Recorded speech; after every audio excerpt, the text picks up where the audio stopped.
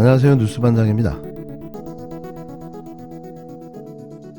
확전을 각오하고 무인기를 침투하라고 대통령께 지시를 하셨는데 장관께서 그 지시를 받은 시간이 언제입니까? 정확히 말씀해 보세요. 지금 당장. 그게 제가 최초 보고 드렸을 때입니다. 그게 몇 12시, 시입니까? 12시 12분경에 제가 전화드렸습니다. 난 12시 12분이죠. 예, 그렇습니다. 12시 12분인데 근데 이게 어떤 의미인지 잘 아시죠? 확전을 각오하고 무인기를 올려보내라. 대통령께서 그렇게 지시하셨는데 이거는 확전이라는 사실은 엄청난 이야기입니다. 그런데 그 저녁에 뭐 했습니까? 송년회 했습니다. 이게 앞뒤가 맞습니까? 전쟁을 각오하고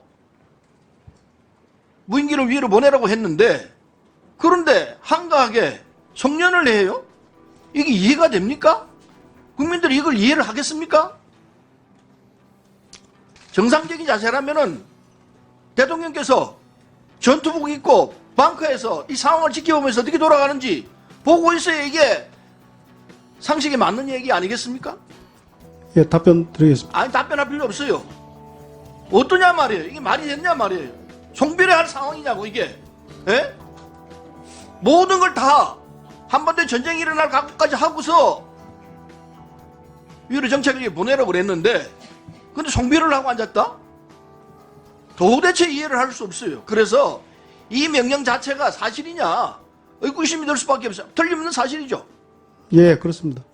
그 이해가 갑니까? 송별회 하신 거? 답변 드리겠습니다. 그 부분에 대해서.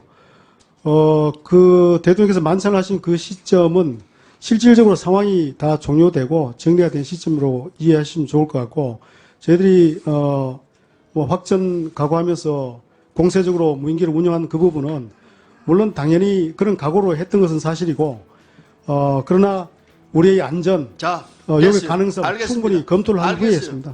그게 아니란 자세예요. 적어도 확전을 각오하고 무인기를 북쪽으로 올려보냈을 때 북쪽에서 그 뒤에 반응이 있을 거라는 거 알았어야 될 거 아니에요.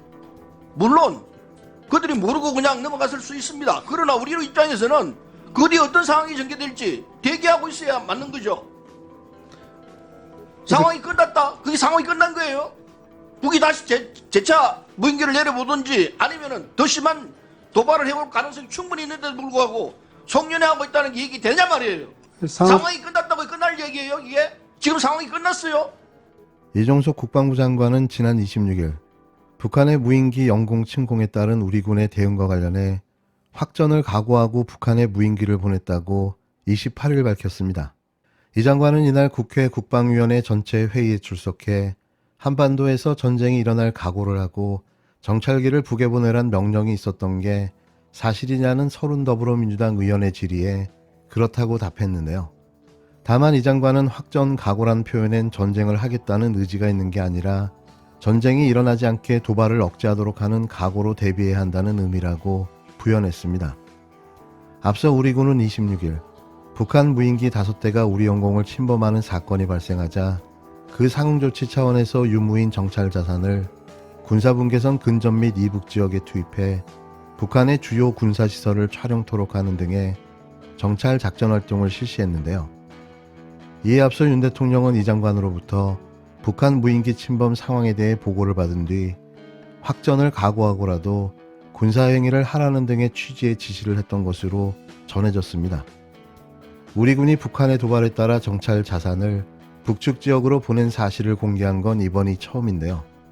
북한 무인기 영공 침범 당시 우리도 무인기를 북에 올려보내라고 한 윤석열 대통령의 지시가 부적절했다는 주장이 제기됐습니다. 대통령의 지휘라는 것이 아까 정 교수님 말씀하신 대로 국군 통수권자 그리고 국가 원수 아닙니까? 그래서 상당히 좀 그 무게감에 맞는 역할을 해야 된다고 보고요. 저는 사실 뭐 북한에 무인기 보낼 필요까지 저는 있다고 보지를 않는 것이 뭐 사진 찍고 할 것도 없고 사실 다 위성이 우린 있어서 뭐 1cm까지 다 찍는 거 아니겠습니까? 미국과 정보 교류도 하고 있기 때문에 굳이 보낼 실익도 없는 것 같고 그리고 제 생각에는 뭐 대통령께서 뭐 확전의 각오를 가지고서 뭐 대응하고 있었다는 식으로 얘기를 하는데 이런 식으로까지 이거 심각하게 그 대응을 말싸움으로 더 번지게 할 필요 없고 사실 북한의 무인기에 대해서도 우리가 보내는 방법도 있지만은 북한에서 넘어온 무인기에 대해서 뭐 전파 방해를 한다라든지 여러 가지 다른 수단들을 써가지고 충분히 무력화시킬 수 있는 방안들이 많거든요. 그래서 좀 더 다각적인 노력이 필요하고 국군 통수권자의 격에 맞는 그런 발언이 좀 필요하다 이렇게 봅니다.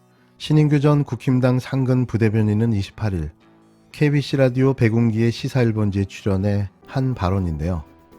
국힘당 내부에서조차 실익도 의미도 없는 눈에는 눈, 이에는 이라는 전략에 대해 비판한 겁니다. 군 통수권자의 지시 하나하나가 국가를 위기로 몰고 갈 수 있는 중대한 결정인 점을 감안한다면 윤 대통령의 확전 각오 발언은 무책임하기 짝이 없는데요.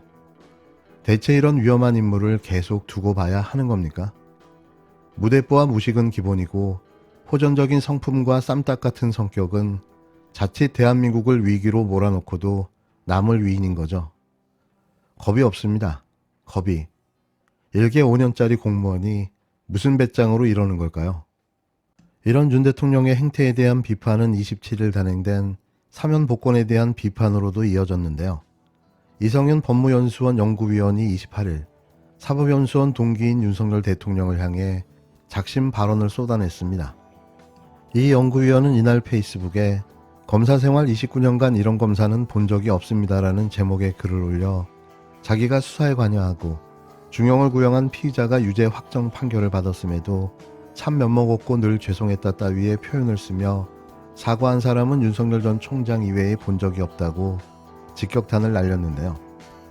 윤 대통령이 당선인 시기였던 지난 4월 12일 대구 달성군 박근혜 전 대통령 사저를 찾아 참 면목이 없다, 늘 죄송했다고 사과한 것을 지적한 겁니다. 윤 대통령은 검사 시절이었던 2016년 특검 수사팀으로 국정농단 사건을 수사하며 박 전 대통령에게 중형을 구형했는데요.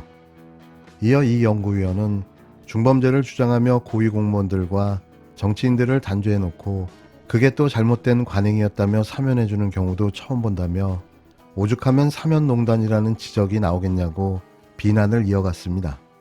윤 대통령이 이명박 전 대통령을 비롯해 김기춘 전 대통령 비서실장, 조윤선 전 정무수석, 우병우 전 민정수석, 민병환 전 국정원 2차장, 안봉근 이재만 정호성 등 박근혜 문고리 3인방으로 불리는 인사들을 대폭 사면한 것에 대한 비판인데요.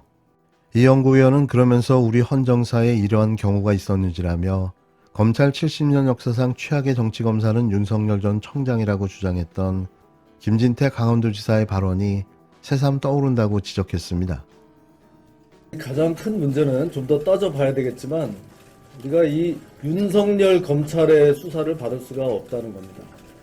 그럼 그동안 과연 그렇게 문제가 됐다는 국정원 활동비를 받은 정치인이 최경환 의원 단 한 명뿐이겠느냐? 이걸 누가 장담할 수 있습니까? 이런 식으로 특정인을 겨냥한 표적 수사를 하는 것을 우리가 어떻게 그대로 두고 볼 수가 있습니까? 저는 검찰 70년 역사상 최악의 정치검사라고 우리 윤석열 검사 생각합니다. 저는 검찰 70년 역사상 최악의 정치검사라고 우리 윤석열 검사 생각합니다.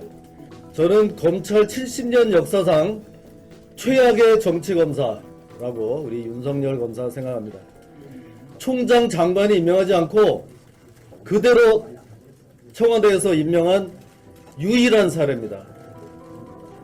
이런 사람의 이런 아주 부당 편파적인 수사를 받을 수가 없다는 겁니다.